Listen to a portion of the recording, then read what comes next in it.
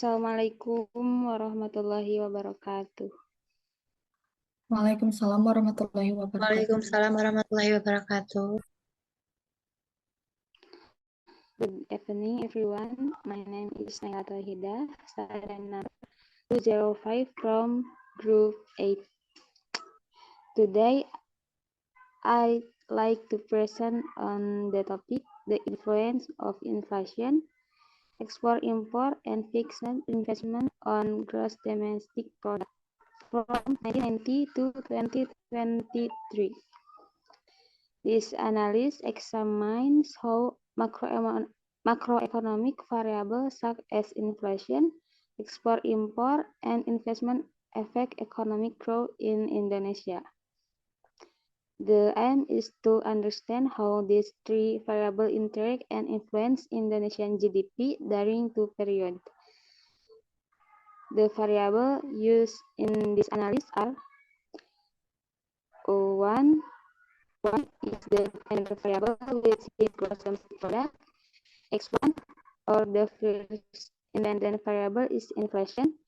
X2 is export-import, and X3 is fixed investment.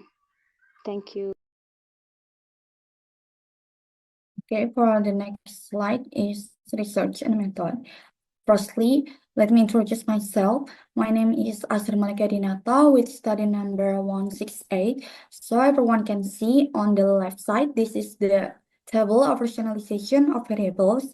The variable name of the dependent is gross domestic product with symbol GDP, and the measurement is current US dollar.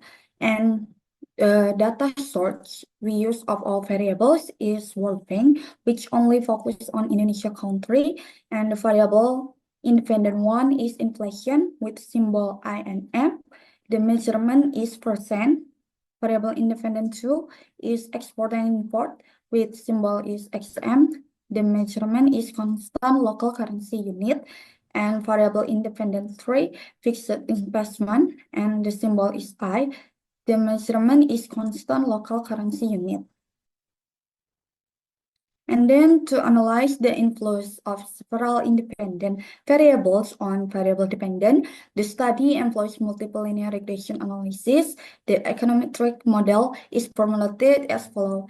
Everyone can see on the right side, this is the GDP equals C. C is the constant plus the symbol is coefficient regression 1, INF.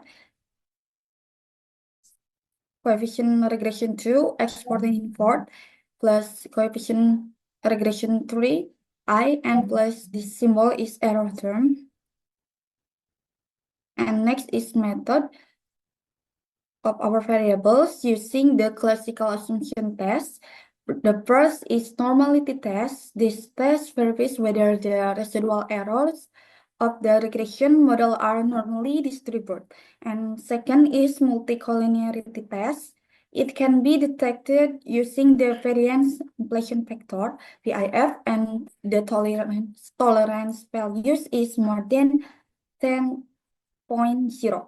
And third is heteroscedasticity test. This test uses the Gleiser with the probability value of each independent variable more than 0.05. And the last is autocorrelation test. Can be detected LM test with prob chi-square value more than 0.05. And next is t-test. This t-test assess whether a regression coefficient significantly differs from 0, assuming other variables are held constant. If the p-value is less than 0.05, the zero hypothesis H0 is rejected, indicating the variable has a significant effect on the dependent variable. And then F-test is in multiple linear regression are used to test the significance of entire model. If the significance value more than 0.05, then H0 is rejected, indicating that the model has a significant simultaneous effect. So that is all from me. For the next slide. Okay, I'm Salma Ardiana Putri with NPM number is 202.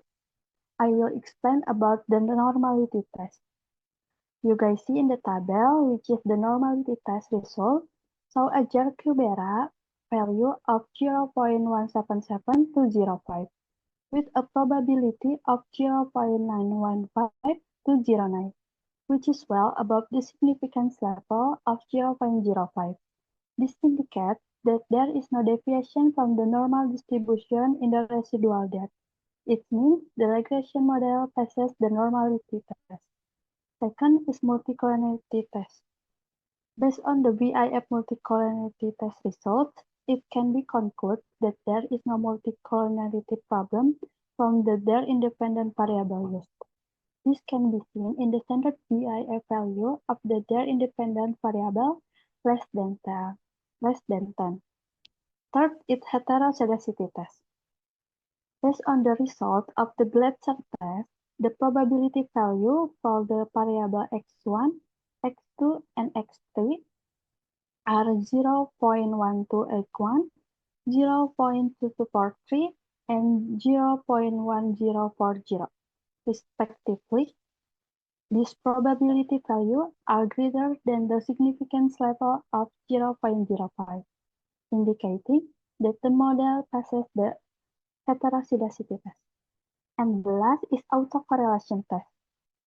The test results show that the prob chi-square2 value is 0.4130 and the prob F is 227. Value is 0.4754, both of which are greater than 0.05. This indicates that there is no indicating of autocorrelation in the regression model. Therefore, the model passes the autocorrelation test. Okay, my name is Sifainun Azmi with class NPM 180. I will explain based on the regression results.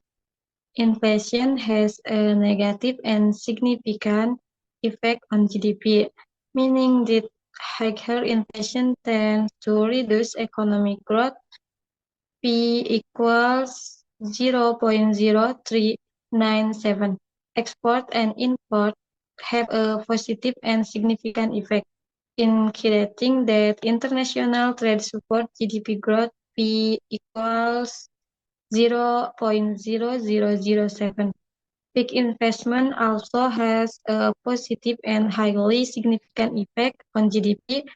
P equals 0.000.